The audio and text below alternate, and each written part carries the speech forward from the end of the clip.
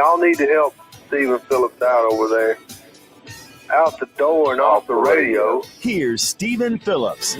All righty, folks, we're coming into you on this Friday. Hope everybody's doing good. We have got Casey Putsch with us this morning. He is a genius. He has got Casey the Car Guy video YouTube channel. You need to check him out. We appreciate him being here. Good morning. How are you doing? I'm good. And on the other end of the spectrum from genius, we got Rob Moyer from Hey. Hey, I'm just sitting here in my bunker enjoying some global warming, guys. Yeah. Just remember, it's always fun to be outside the bell curve either way. There That's you right. go. Now, Casey, you live up north, right? What's the weather like there? Oh, we got this white stuff laying all around, and my cars are putting up a fit, and I don't get to drive any of the fun ones. Yeah, I know how that is. We're supposed to have like 8 inches today, and it's supposed to start at like at 6 o'clock. Are you?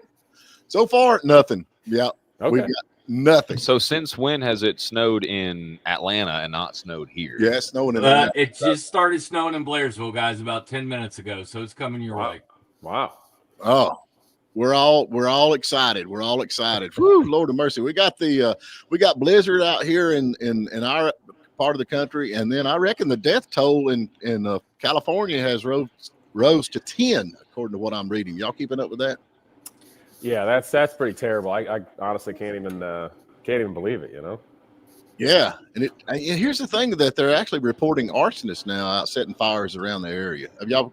They caught a guy, Stephen. The neighbors arrested him, zip tied his hands, and he might look of the Muslim persuasion to me, but or maybe Hispanic. I'm not sure. Shocker.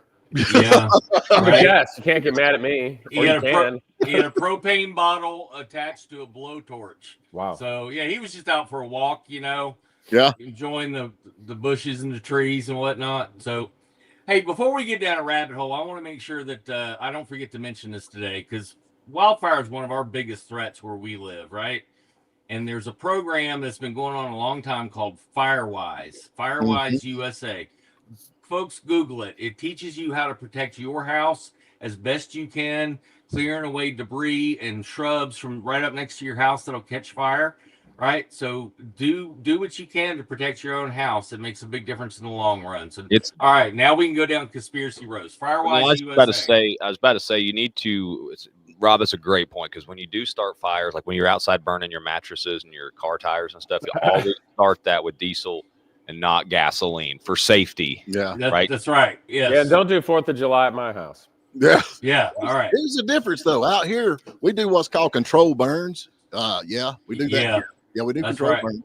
Yeah, we have a reservoir that is full of water. So when they open the fire, they say what they ask them out of 10 hydrants, how many hydrants do you get water out of at this point? And the firefighters like none, zero. It's And like a third world country, man. It's awful. And people are trying to put the fires out with a garden hose. I'm telling you, that ain't gonna work. Yeah. No. I saw a picture of a guy in the Pacific Palisades trying to put it out with a gallon of almond milk. Not kidding. Yeah. Wasn't working. I'm not making fun of them. I feel for them. I really do. But a lot of these people that's involved in this stuff now has been out of touch with reality, because they've got so much money, and all the inflation and all that stuff don't really affect them all that much. But now it's touched them, because they have lost everything they have. And when you go through a fire, you lose everything. There's nothing left. And then you got the mayor out there. She don't even make good sense. I mean, Yeah, can I fact check you from yesterday? She wasn't in Greenland, Stephen. She was in Ghana at the inauguration ceremony for the new president of Ghana. That's where she was. So, and to the people of LA, and any other big city in the United States, I'll just say, you get the government you voted for. And if you want things to keep going down this sinkhole, then keep voting the way you do. And you're seeing the consequences now. So I'm sorry. I hate it for them, but you get the government you vote for. I had a comment come through. So I've got a guy that's a close friend of mine for 20 years that works with me, and his wife specifically handles insurance in California. A lot of these, in fact, the vast majority are now considered arson. Wow. Burning the ground. So she was in Ghana. So if you're from Ghana, are you a Ghanaian? Is that We're from America. We're Americans. So I'm just asking. I don't know, man. I'm from the South. I'll let Casey touch that one. I don't want to hear that kind of word at my doctor either. It sounds bad. We're gonna let you touch the gonorrhea, Casey. slightly less bad than getting gonorrhea. There you go. Words I don't want to hear. I just, it's bad. It really is. And of course, and Casey, not far from where we're at is where Asheville's at, and that's where all the flooding went on with that. And they're saying this is the worst it's been. I'm not sure about that because actually here in Western North Carolina, we lost complete cities are gone. Yeah. I mean, nothing but mud puddles left. And the death toll is in the hundreds. Oh, you're exactly right. It's terrible. And regarding the California fires, I hate to say it, but I hope it's going to be a wake-up call because respectfully, I spent a fair amount of time out in Malibu and Pacific Palisades. I knew some people out there in the past. It's beautiful. It's lovely. Mm-hmm. But you can be absolutely insulated from all of reality there. Live in an absolute perfect terrarium, la-la land. I mean, they literally call LA that, or at least they used to. Yeah. And I think it's time, I'm going to be honest, the left coast, and I say left on purpose, wakes up to reality a little bit. I think they have. Yep, I think a lot of folks are up. Did y'all see where the lady went to Gavin Newsom while he was standing in one of the burn areas, and she's like, "What are you going to do about this? What are you going to do about this?" And he actually faked the call that he was talking to Joe Biden at the minute. I am on the phone right now with the president of the United States. And she's like, "Let me talk to him. Let me talk to him." Then she called him out, boy. Yeah, and he's like, "Oh, I just lost cell service. I've lost the call." Yeah.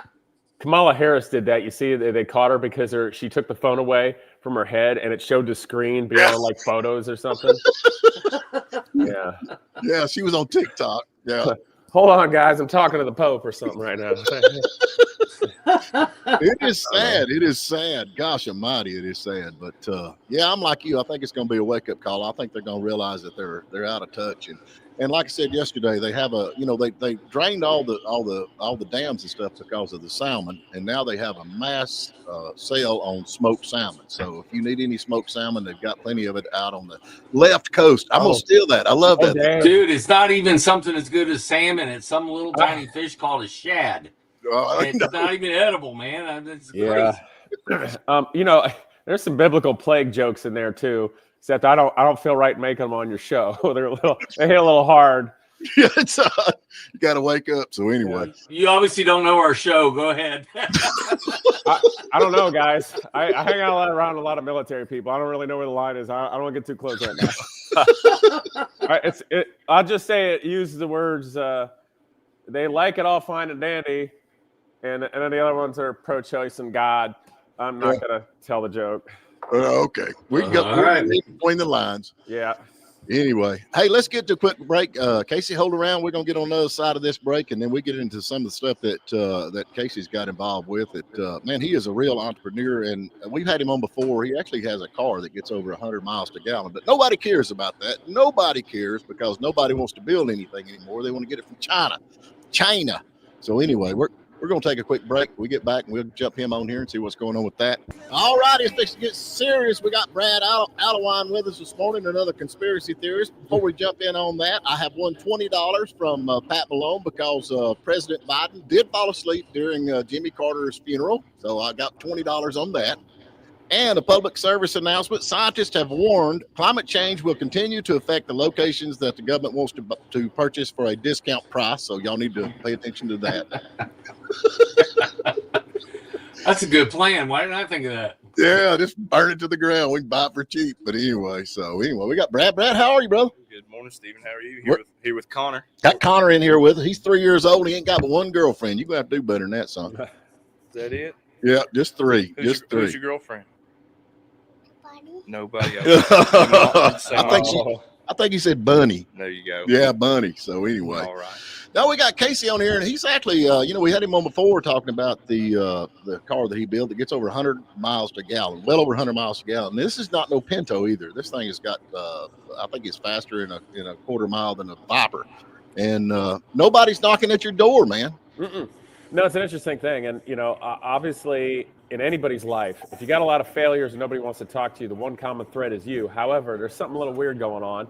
A good number of years ago, since I've been doing YouTube, when that thing was just a concept, I was just a little YouTuber talking about doing neat things and making affordable cars that are low environmental impact, more recyclable, and all that jazz of what I wanted to do.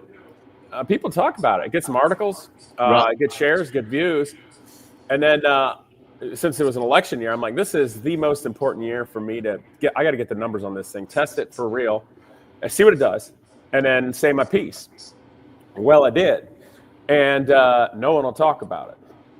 So something was just a concept. We're talking about something that's nice. Oh, they'll talk about it because they'll tout it being, oh, these great things for the environment and jazz and all that stuff. But then you do it for real and there's something wrong. Well, I think the something wrong was when I took the numbers, the EPA and whatnot, and keep my car's straight diesel, got 104.72 miles to the gallon, 0 to 60, actual 0 to 60 times, not a rollout like the modern zero. So I got to tell you guys, the modern 0 to 60 times on everything out there with the factories, they're all a lie because they actually do it from a rollout, not an actual real zero.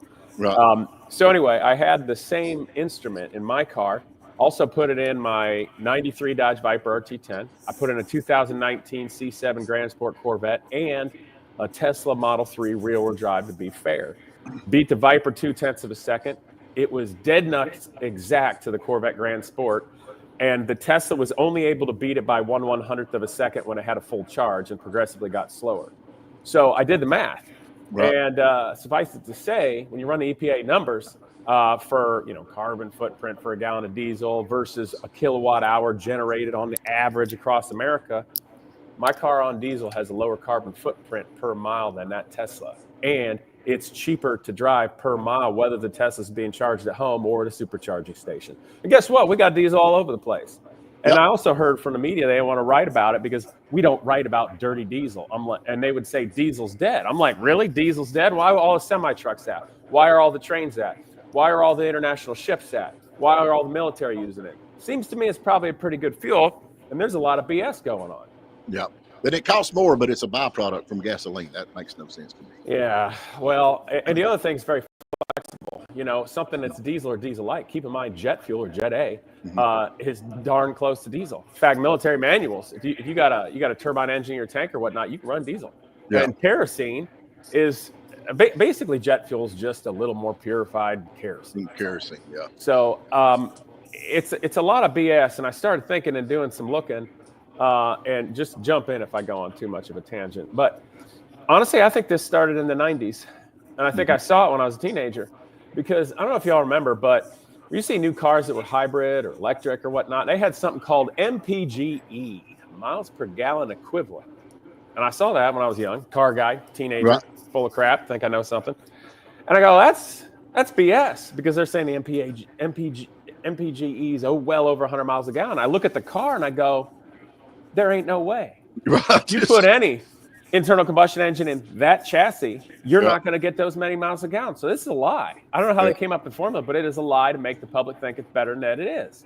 That's what I saw in the 90s. Mm-hmm. And then you fast forward today, you look at the Biden administration, you look at old Gavin Newsom, and I think Trump pronounces that correctly. Mm-hmm. Electric vehicle mandates with no thought, no argument, nothing, just mandates. Yeah, and they're regimenting industry, getting the automotive manufacturers to pick it up, even though it's not working. They're losing money, and people don't want it. Well, maybe that's because it's not actually the solution for everything. Right. And my hope right now is that the left lit the afterburner too hard in 2020 for stupid stuff like this, and the people get it. If they did it slower, maybe it could creep up on everybody.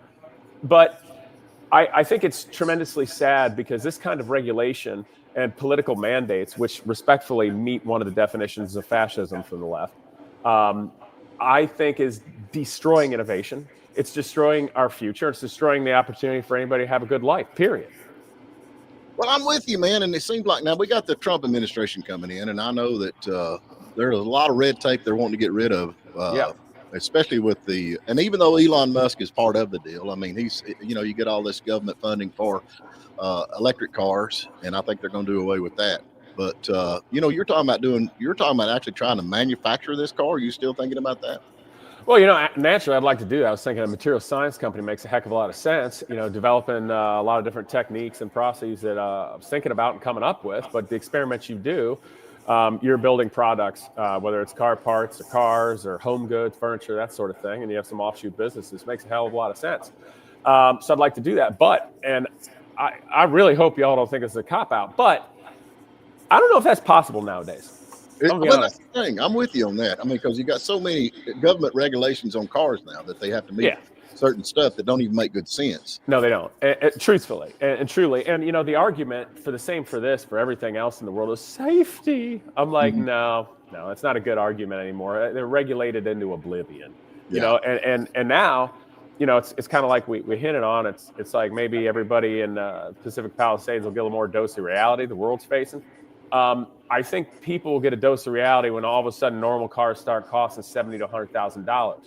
Who in the heck can afford a $70,000 to $100,000 car? And I'm saying that with a guy right now. I got a Lamborghini in my garage. Okay, if you're gonna blow too much money on a car, make it an asset that's actually gonna appreciate in value. Make it 200 miles an hour across the Autobahn, not some darn putting around car. You know, I mean that's it. Rob Moore get like $120,000 for a Dodge pickup truck. Come on, well, almost, yeah. I spent less than that on my Murcielago. Do 210 miles an hour because it runs out of gear. Come on, It's crazy, Dodge truck. But my truck will climb over your Lamborghini. Hey, that's just fine. You got to catch me. It's orange. I'm gonna put 01 on the side and power slide all around here. There you go. At least I got one still that has a Hemi in it instead of this, you know, twin turbocharged, blah blah blah blah blah. Hey, that's all right. Yeah, no, I'm not. Yeah. But no, but in all honesty, guys, that's what I saw. And when I say I don't know if it's possible, the regulation is out of control. But you know, the other thing is too, I've noticed in America. Let's think about Shark Tank for a second. You know, the show. They got, I don't know, they call the dude that calls himself Mr. Wonderful and the dude that looks like Discount Rachel Maddow. You know what I'm talking about? Yes, we're with you. Everything that goes on there is just some product that some guy comes up with something brilliant. They're like, hey, great, I already got the network. Let's take your product, package it differently, put it out there. I'll make a bunch of money. I'm going to tell you what to do, and that's that. There's nothing groundbreaking in there. There's nothing really innovative. There's nothing good. But that's the only thing America really knows about. What do we actually have that gives anybody the opportunity to start something up or take a little time to not be profitable momentarily to make something really meaningful go somewhere in the world? And I'm telling you, that's a rhetorical question. We don't have it. I don't know it. How do you find it? And if we do, even if I don't know it, we obviously don't have it well enough to make anything happen. And I'm afraid from that and looking around that we're in a funny time in history where if you think about it like this, guys, Americans basically have anything they want at your fingertips. You can order stuff from Amazon right now, maybe have it the same day. You can get a car, you can drive around. And if you're happy just living that way, not thinking about anything more, going anywhere, learning anything, doing any art, having any sport, whatever, not thinking about the rest of the world, maybe you think you got it pretty well. And maybe that's the game at foot. So all the powers, all the industrial complexes, and all corporations can just sap every dollar out of you and your family and keep you in that spot. Also, let me ask you something. You come to that because used to, I mean, back in the day, America was the leader. I mean, there was no doubt. Everybody said, "Oh, that thing drives like a Cadillac." Them days were over. Yes, more like a Lexus. This HB1B bill or H1B bill, where you got all these intelligent people coming to college and they're talking about letting them stay here. What is that, Rob? I know you keep up with all that. What is it? H1B? Well, the H1B visas, yeah. So the problem is they say they can't find enough really skilled programmers because everything now is about computer programming, right? And the best ones are coming out of India and Asia. And because their kids, you know, don't take summers off and they don't get winter break and fall break and spring break. And they beat math into them starting at 2 years old. And so they are churning out better programmers, right? And that's really what that's about. Elon Musk, you know, Google, all those companies want those really genius programmers to be able to stay here. So they say. But then you got American programmers that are saying they can't find a job, right? Well, they need safe places. You know what I'm saying? And colleges now teach you that there's more than one gender. Yeah, I got another hypothetical possibility to throw in there on all that. Go for it. It's a slippery slope, isn't it? So, you know, if you go to Dubai, any of you guys been down to Dubai? Are you kidding? I ain't even been out of town, Ken. Dubai is a really pretty place. And, you know, when I was there, I was really captivated because you go to like the Miracle Garden. Oh, my God. It's a paradise like you'd think written about in biblical times. You look at the Burj Khalifa, tallest building in the world with the fountains. You're sitting there floating at a restaurant at the bazaar, you know, all these things going on. And I can't help but thinking the whole time, this is like biblical wonders of the world. But here's the thing. If you're driving down the highway, lying on the highway, you see all the stores like Lamborghini store, you know, Fendi bag, all that jazz. But if you go just past those stores, that's where all the camps are of the migrant workers. Right. in places like Bangladesh and Indonesia. And see, the thing about it is they farm them in, give them a place to live, a camp, pay them peanuts for Dubai, right? Right. But here's the humanitarian. It's a lot more than they could make where they're from. Oh, yeah. They hold their passport too. So the thing about it is, it's like, ooh, it's not slavery. But effectively, this is modern slavery. So the thing about it is a slippery slope to open up things like that and justifying it that they're better and faster and they can make more than they can there in America, just the Americanized version of Dubai's slavery. I'm just going to call a spade. Yeah. I did not know that. Brad had something he's trying to. Well, I was going to say, hasn't that been the case here in America for probably the last 45 years or so? We're taking advantage of a lot of skilled, cheap labor here and not wanting to pay for the actual skilled labor. And that's why you see the quality designing of building and infrastructure and all of these things the quality goes down because we're cheap labor. You know what I mean? Well, the thing about it is if Trump follows through with these promises he's talking about, we're going to see a massive shift in what happens here. And if there's a deportation effort the size of wetback when we saw Reagan in office, then you're going to see a lot of people looking for labor workers. And the catch-22 on that, in a nutshell, that I have is AI is coming fast. Whether or not people want to see it or accept it, what's going to happen is everybody that went to school for the last 6 years and decided they were going to sit at a desk job or work some type of computing or calculatory job, these jobs are getting replaced by the millisecond. Mm-hmm. But, you're not going to – you can fly a drone outside to paint the side of a house till the wind gets 68 mile an hour. And then, there's variables that even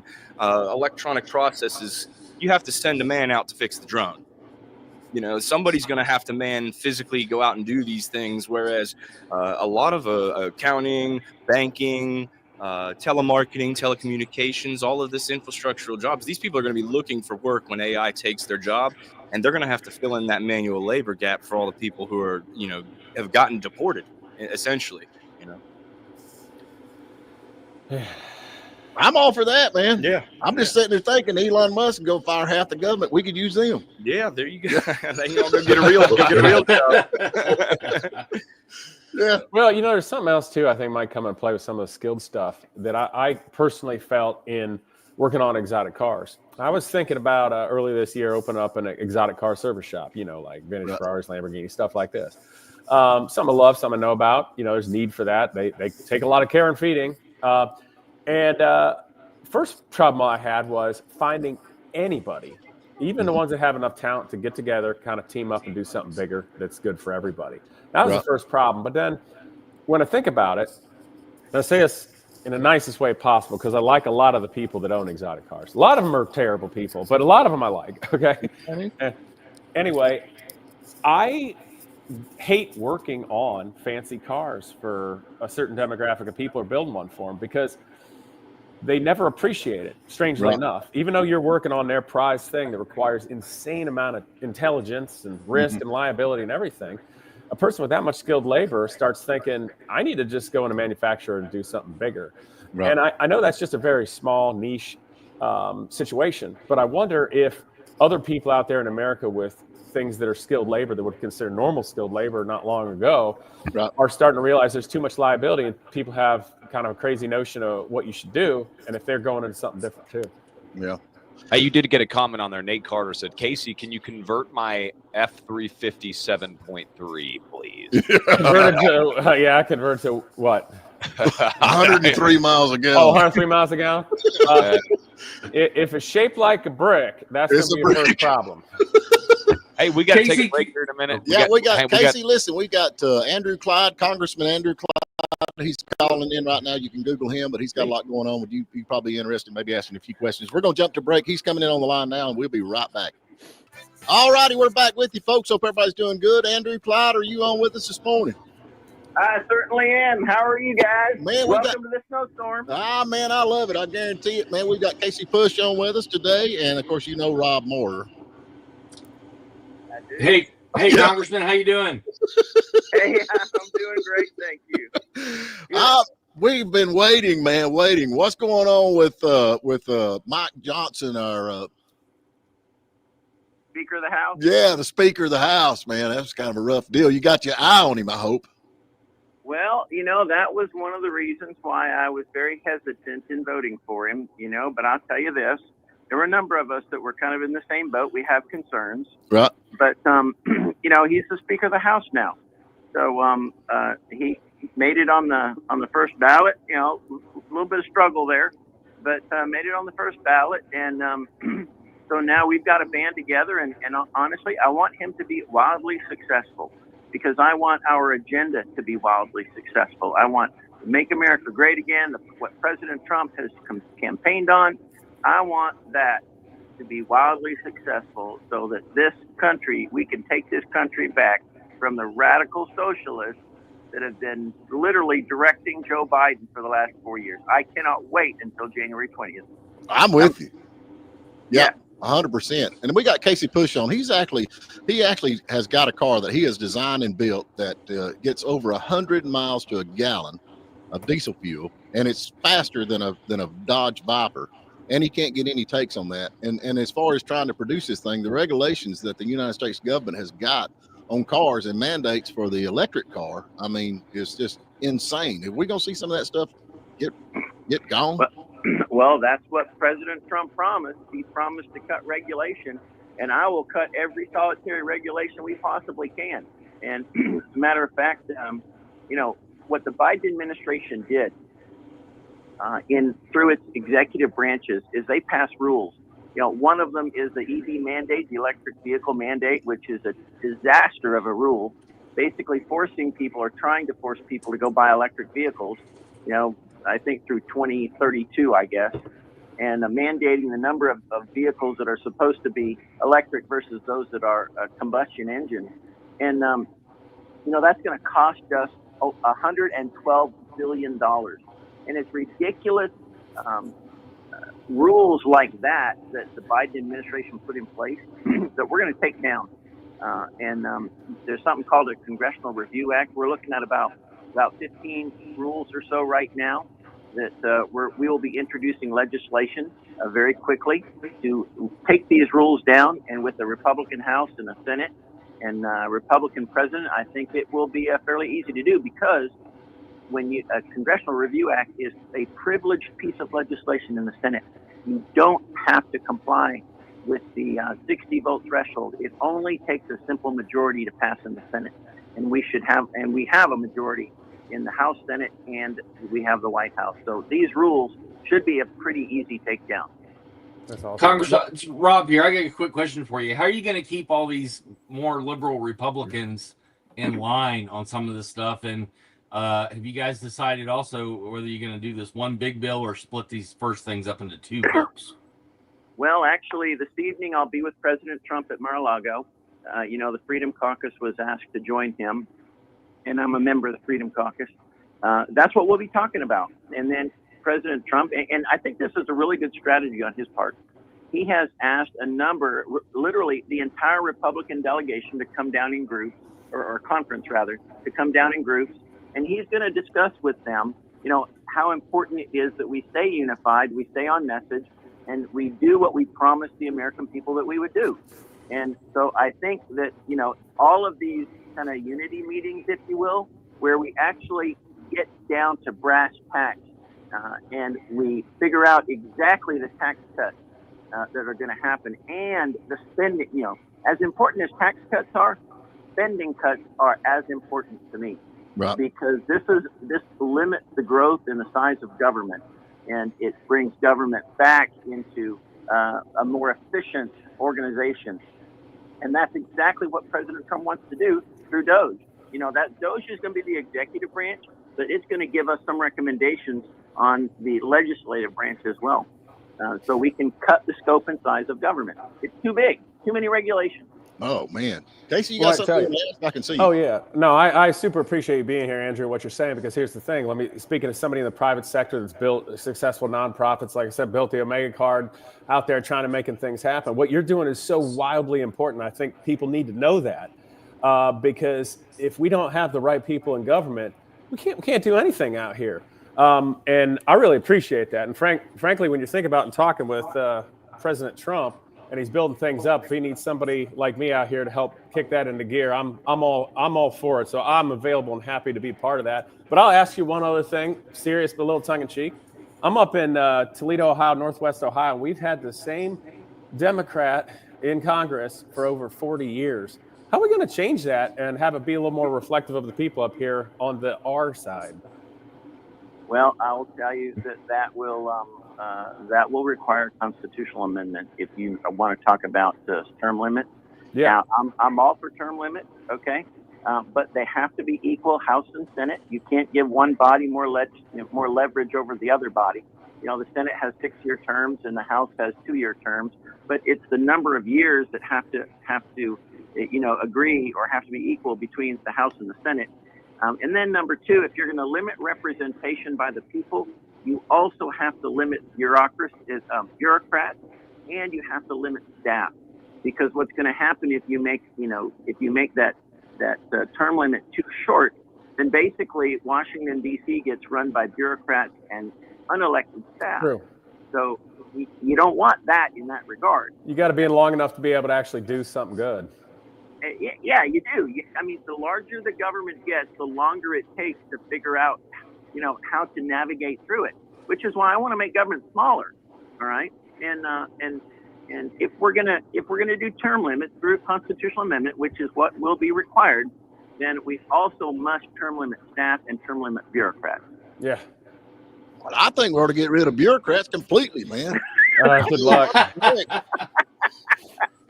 I didn't vote for them. I don't want to pay them.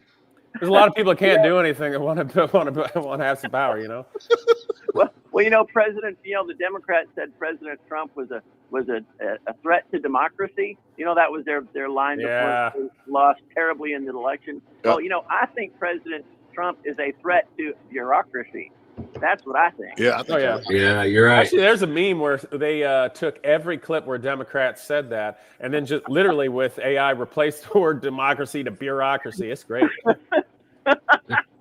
it's amazing how much has changed since he's got elected. I think even the guy that's over Facebook, he's a Republican now, looks like.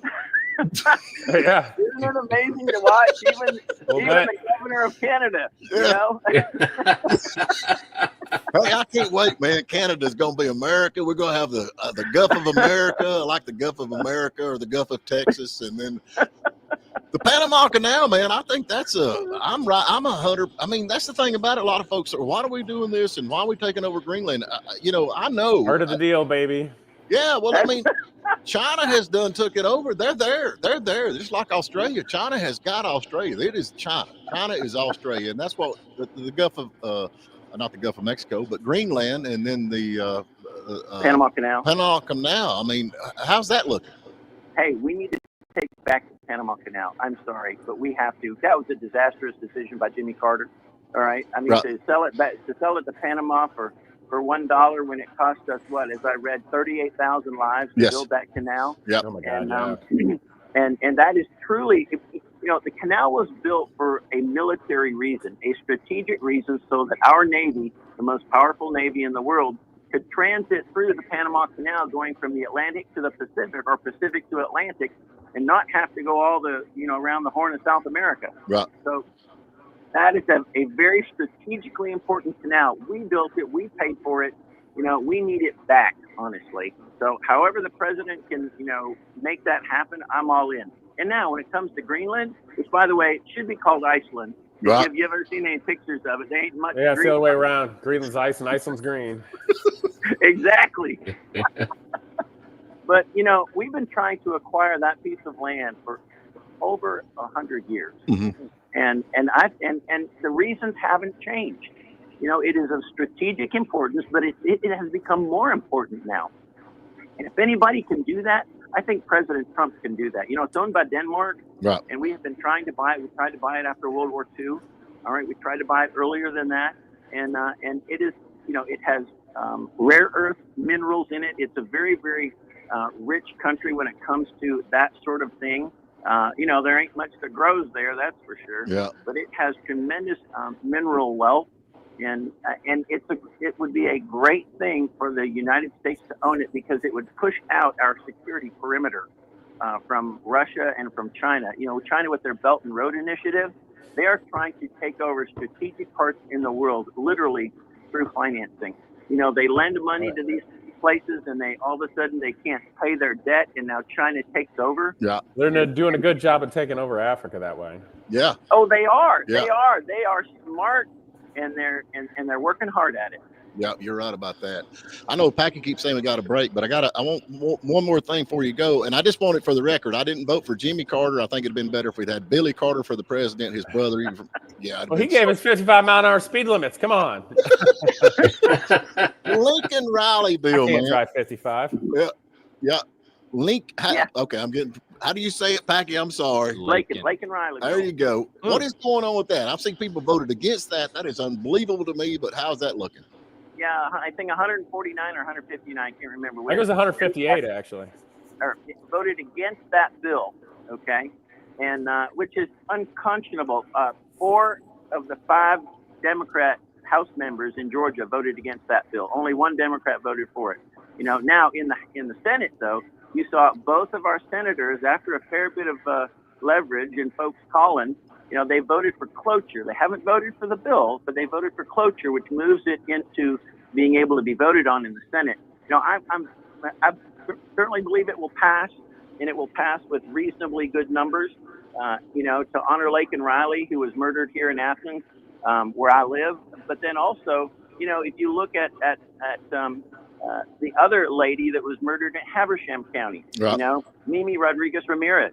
You know, this is a disaster that is completely preventable, and I think the Laken Riley Act will help us put those people, to take them off the street, ICE detainers, deport them, even for smaller petty crimes. But just remember this: every solitary illegal alien is a criminal because they have violated immigration law coming across our border illegally. Everyone's a criminal. That's a federal law too.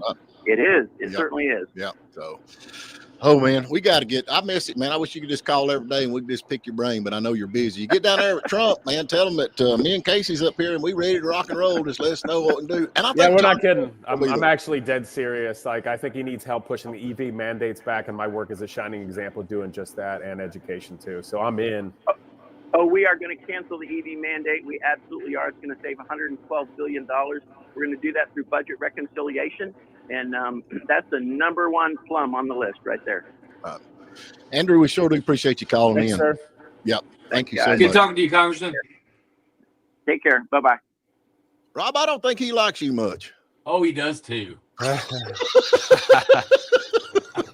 All right, we got to jump to a quick break. Y'all hang on there just a minute. We're going to be back and wrap this thing up, but we appreciate y'all listening. Thank you so much for Congressman Andrew Clyde. He's got his hands full up there and doing all that. He's going to be hanging out at Mar-a-Lago. Don't y'all feel sorry for him? Dadgummit, I'd hate to do that. But all righty, we're back with you, folks. We got Casey Putsch from Casey the Car Guy. You can Yes, check sir. him out on YouTube. And we got Rob Morter on here. And y'all didn't notice, but during the break, I think he was smoking. I hope he's smoking a cigarette. It looked like something else, but I'm not talking. I've been hanging out with Packy too much, Steve. Yeah, that's it. But anyway, just don't use the English term for a cigarette.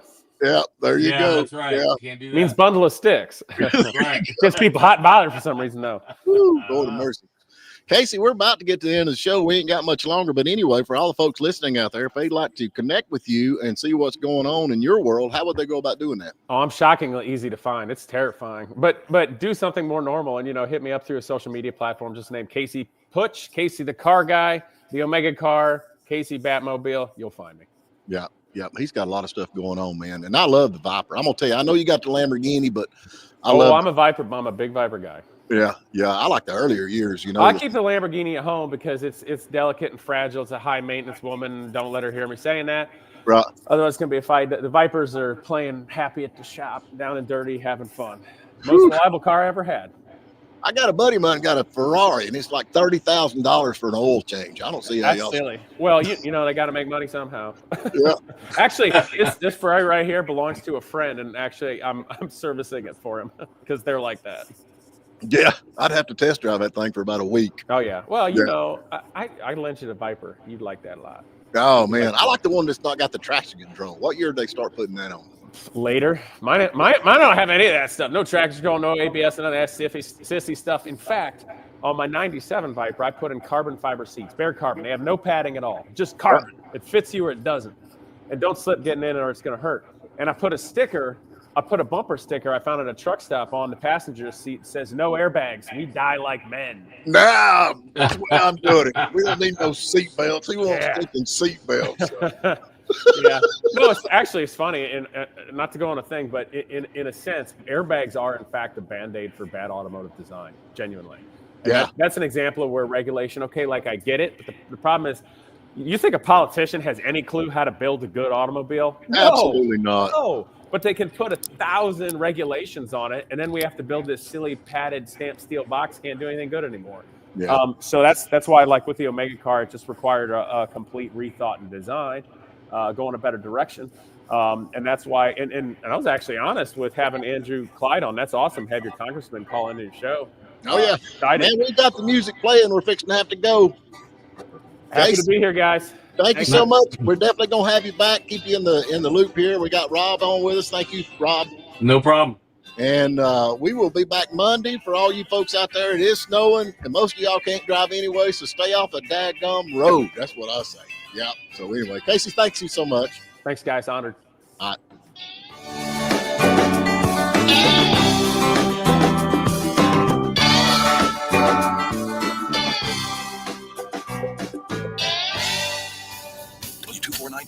WJULAM, Hiawassee. Well, look at here. Guess who's number one in the Nielsen ratings again? Play 97.7.